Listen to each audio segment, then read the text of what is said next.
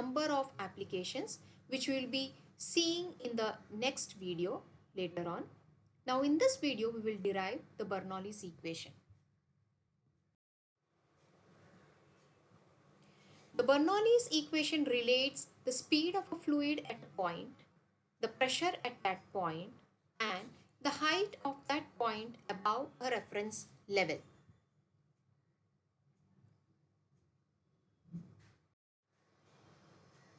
So this figure shows a flow of a liquid in a tube or a pipe of non-uniform cross section.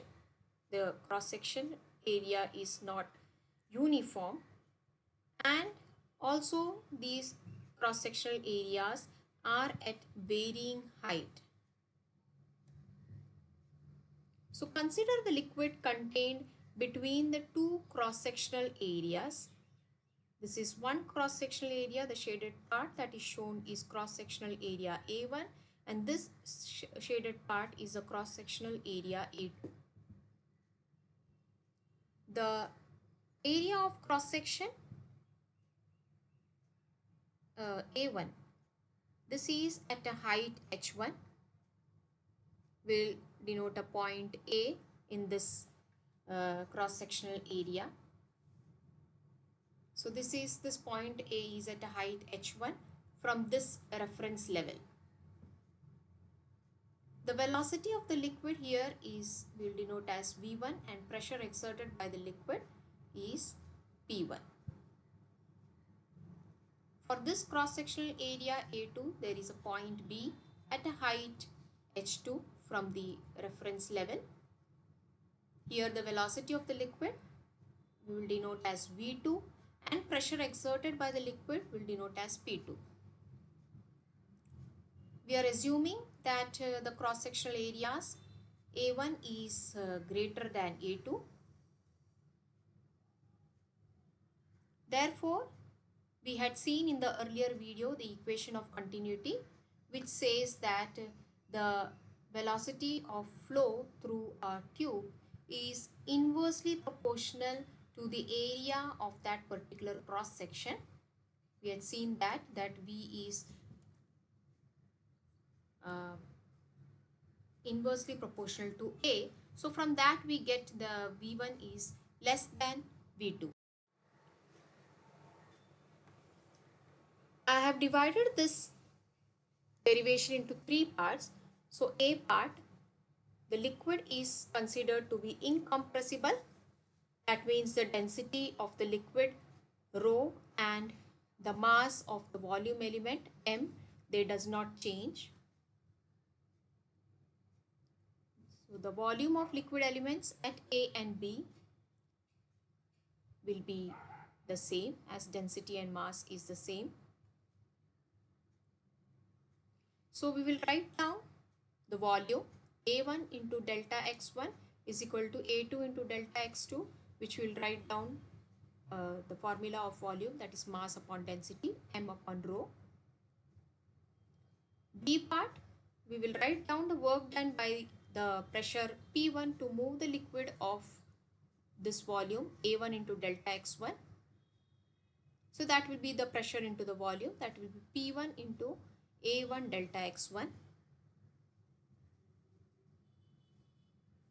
Same way, work done by pressure P2 to move the liquid of volume A2 into delta x2. Again, that is pressure into the volume P2 into A2 delta x2. So the work done due to the difference in this pressure will denote as delta W. That will write down as, we'll take the difference of these two, that will be P1 A1 delta x1 minus P2 A2 delta x2. Now the C part is, we'll write down the work done. The work done is partly used to lift the liquid from the height h1 to h2. We can see that the area of cross sections, they are at different heights, so we have to lift the liquid from this part to this. So the work done is partly used to lift the liquid from height h1 to h2, and also partly to impart the velocity.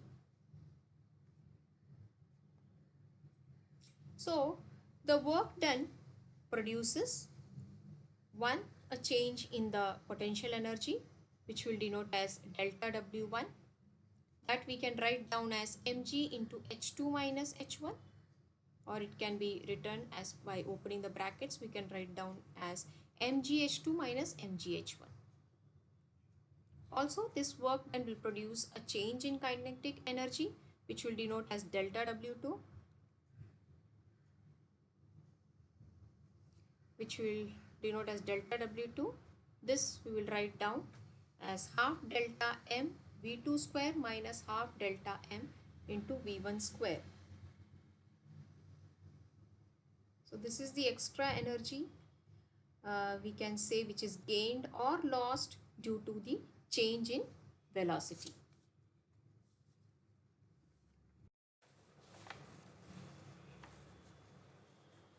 So the delta W that we have got earlier, that will be the sum of these two work done, that will be delta W1 plus delta W2. So we'll substitute everything over here, delta W, which we have seen in the earlier slide, P1 A1 delta X1 minus P2 A2 delta X2. This will be equal to delta W1, that was mgh2 minus mgh1, that is a change in the potential energy, plus delta W2 is a change in the kinetic energy. So we'll substitute that, half delta m V2 square minus half delta m V1 square. Now here this A1 delta X1 is equal to A2 delta X2, that is equal to m by rho, which we have seen in the earlier slide, mass upon density. This is the volume. This term in red, this is the volume. So that is equal to mass upon density, m by rho. We can substitute that there in place of this m by rho, here also m by rho. And also we are taking these terms on the other side, on the left hand side, mgh1 minus mgh2. Rest these terms will remain here on the RHS.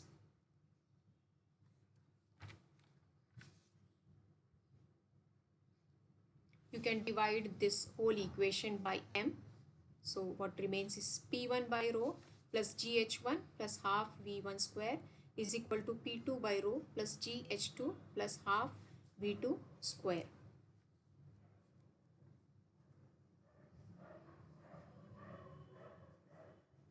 Now multiply this whole equation by rho.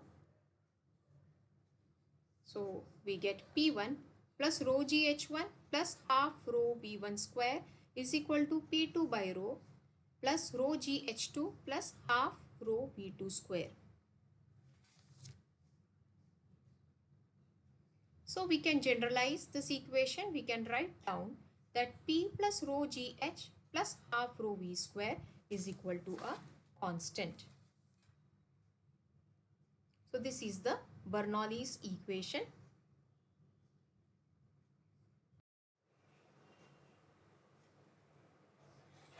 So this P is the pressure, rho GH, if you notice, it is the potential energy per unit volume, and this half rho V square is actually the kinetic energy per unit volume. So the Bernoulli's equation says that the sum of these quantities, they have the same value at all the points in a fluid. This is the Bernoulli's theorem. So it is the total energy of a small amount of liquid flowing from one point to another. So this total energy remains constant throughout the displacement of the liquid from one point to another. Now divide this equation by rho g.